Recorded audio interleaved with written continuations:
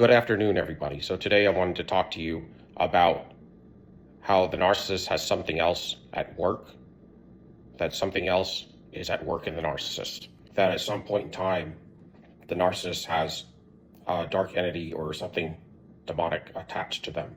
Different times for different individuals and different stories and backgrounds. It becomes attached to a demon, which is a parasite. A narcissist is a parasite or parasitic to the empath. And that is because what has happened early in childhood in regards to the narcissist as a child or as a young adult even. Once the parasite gets attached and gains access into the narcissist's nervous system, then they have the ability to control them by putting thoughts into their mind.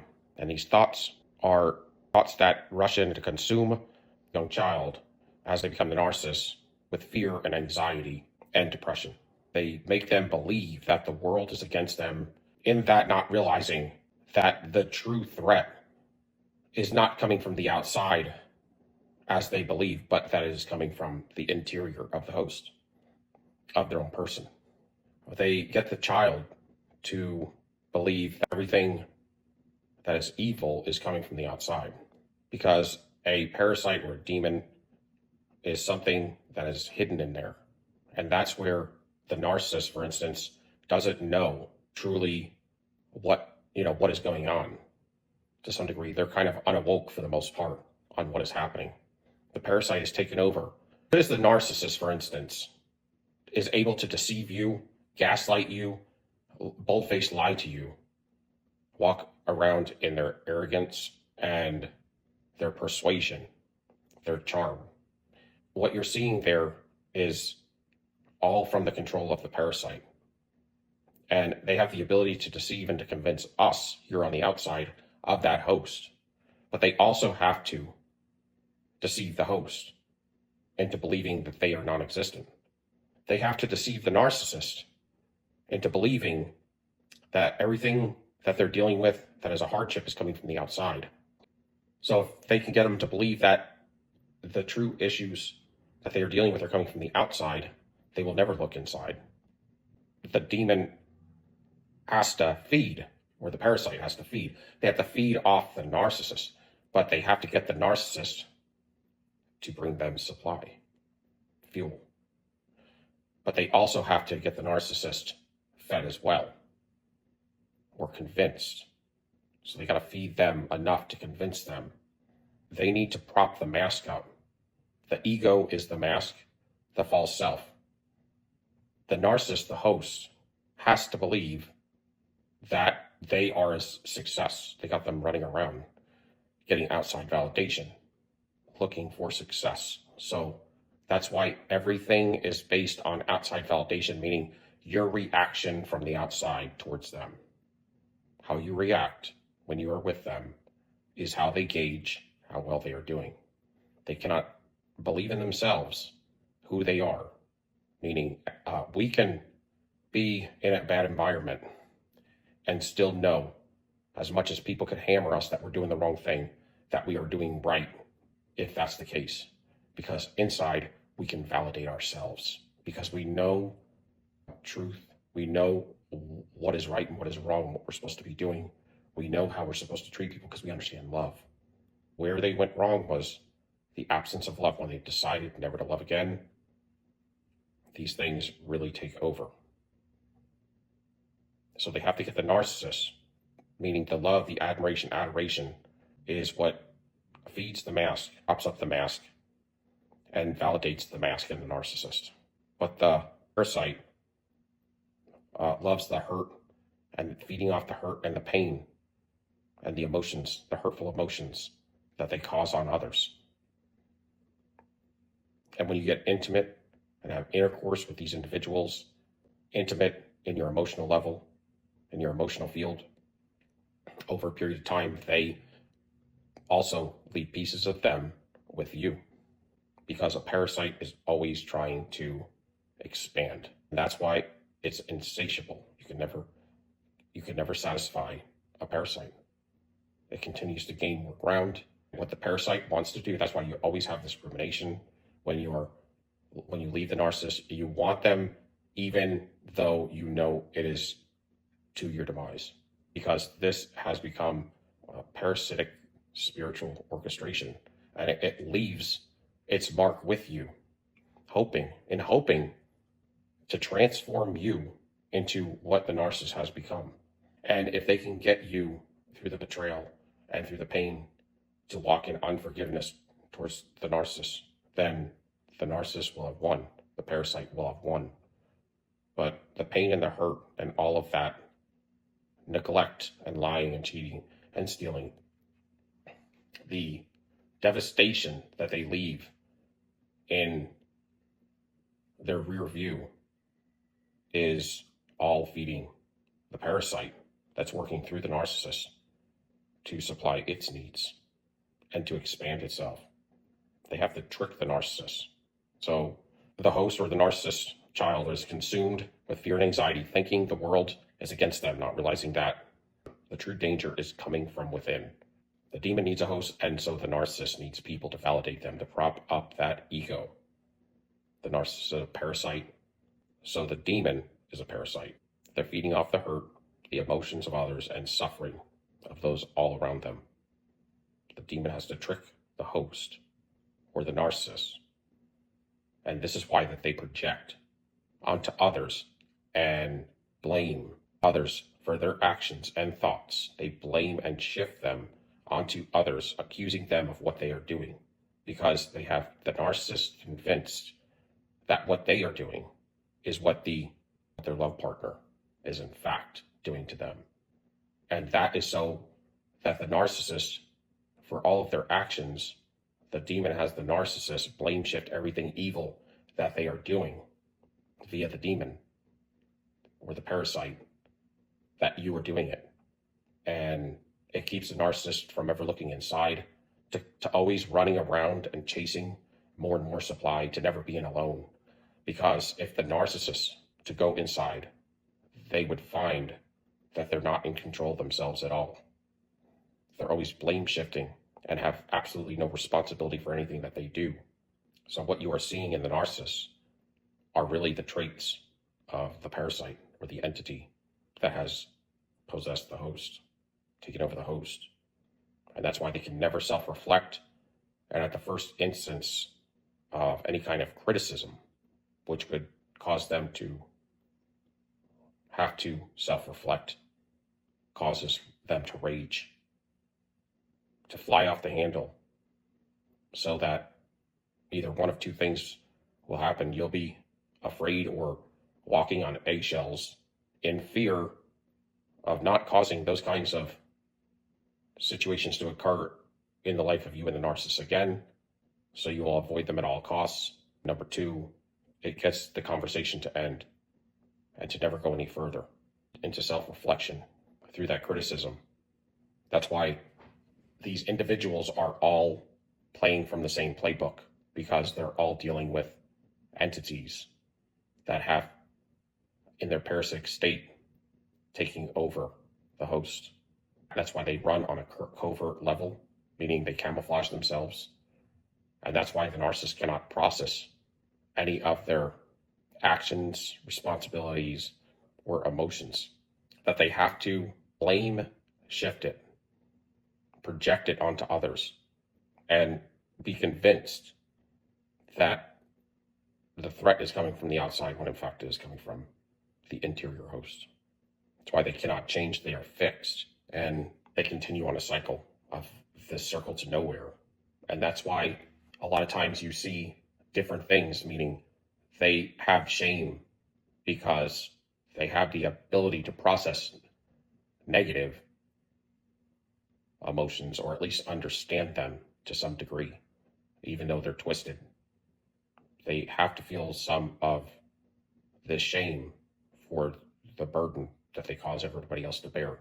And that's why when you're not with them anymore, that you are constantly thinking and ruminating on them, that your life will never be the same again after dealing with a narcissist in a heavy way for a long period of time, that you will constantly be wanting to go back to them for a long period of time till you burn off this energy, that you will feel a shell of a human being and an individual just like the narcissist, that they have betrayed you in the worst kind of ways, and that when they are done with you, they throw you out with the trash, and they just continue on.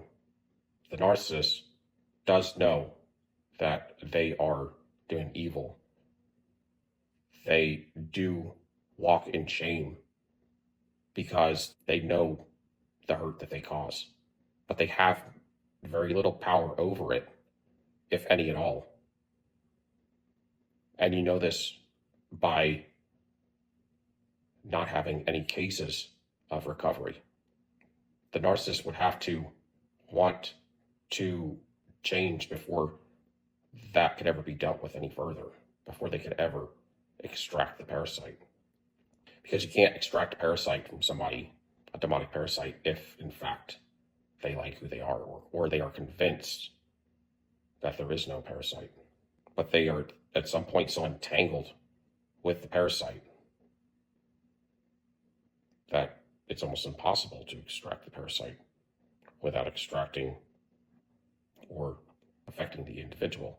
They are all consuming, and they continue to come back when you have recovered, because a parasite needs to feed.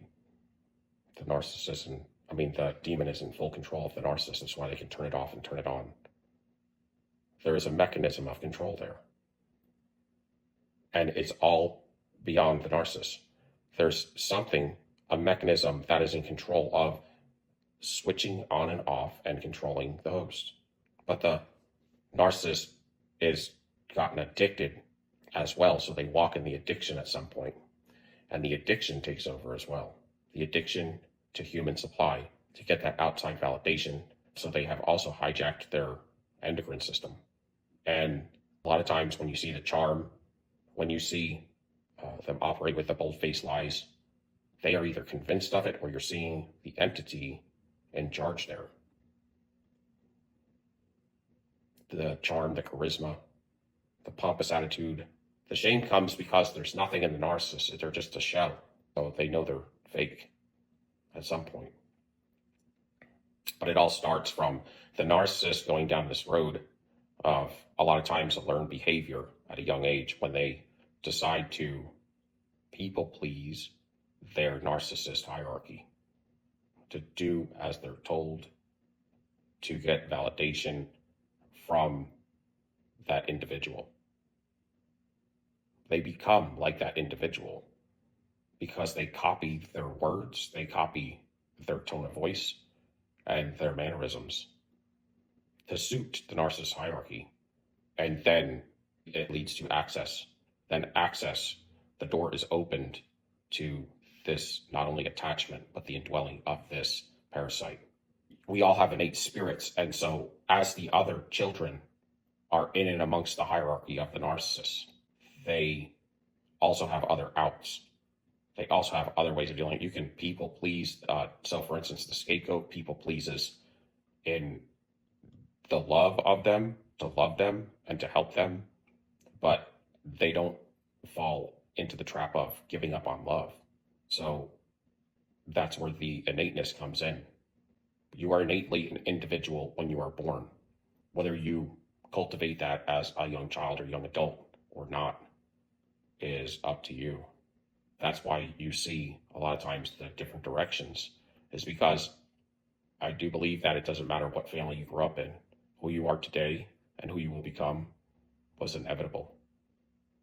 And it was inevitable that the child that becomes the narcissist, given any situation, would have fallen trap to something very similar, if not that.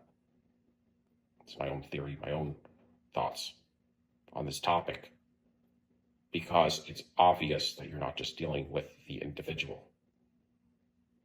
And it's obvious that the individual is dripping with something that is evil and dark to a level that you could never imagine, and it's not from this realm. And if you are with them long enough and you have the ability and the faith to believe in a realm in the spirit, you will start to see these things manifest in the physical form, as God is giving you validation of what you are dealing with, because you have truth in you or else you would never see that. The person without truth, or the person without belief in the spirit realm or in Almighty, will never see that. And like I said, they have to fuel. The fallen ones can only get fuel through humanity. It's obvious. There's no other place they can get it from. And they can't make you do anything. And that's why I say that you walk and you're born in your innateness. The enemy can never make you do anything. They can only give you options. If you believe those options, walk and choose those options, those become constructs, all of those things. If you choose to quit processing your emotions or never choose to process certain emotions, you will never have certain feelings, and you will go down a different path, a different construct, and each construct that you go down leads to either one kingdom or another. Or it could even be a neutral kingdom. But the neutral kingdom is always going to get thrown in the fallen one kingdom, because that's how it works. You can't be lukewarm, and you have to believe in something. At some point, there's a line, and you have to live on one side of the line or the other. And so that's what I have for you today. But when the narcissist leaves you, you ruminate because you're dealing with a spiritual sense beyond humanity, the level of humanity. It's at a toxic level that is deep and dark, and it leaves pieces of its parasitic self in you to plant seeds for you to lose yourself. You feel like a shell of a human because you've given up on almost everything that is your innateness. The true beauty of who you are innately is what the parasite through the narcissist steals from you. And if they can convince you of all the lies that they put on you, and if they can get you addicted to needing outside validation, if they can keep your hormones fluctuating from hot to cold for a long enough period to build new pathways in your mind, a chronic enabler is just as bad in a lot of ways as the narcissist. They have given up on self too in a lot of ways and become a shell of a human in another type of way. You don't want to be the narcissist, and you don't want to be the enabler. God gave us all the ability to be independent, to validate ourselves from and through the inside out. And more you're seeing in this world the infection of this type of parasite where only outside validation is required. And because of that, individuals out and about and all over the face of the earth have driven themselves to becoming waxed cold, y'all. To feeling no love, no remorse, to walking in unforgiveness, and to opening doors to these parasites to never love and to promote evil in each and every way. And children are their first targets. So I hope out there this may give clarity to some. And if you can give me a like, subscription, a thumbs up. Love y'all. Till next time. Peace. We out.